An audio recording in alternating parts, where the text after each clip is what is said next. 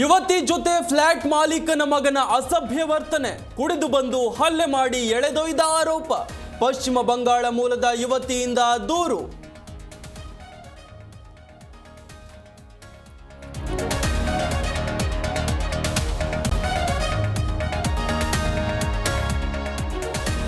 ಆರ್ನೂರು ವರ್ಷಗಳ ದೇವಸ್ಥಾನಗಳ ಮೂಲ ಸೌಕರ್ಯಕ್ಕೆ ಸೂಚನೆ. ವಿಜಯನಗರದ ವೇಣುಗೋಪಾಲ ತ್ರಿಕೂಟೇಶ್ವರ ದೇಗುಲಕ್ಕೆ ಡಿಸಿ ವಿಸಿಟ್. ಇದು ನಿಮ್ಮ Zee Kannada news big impact.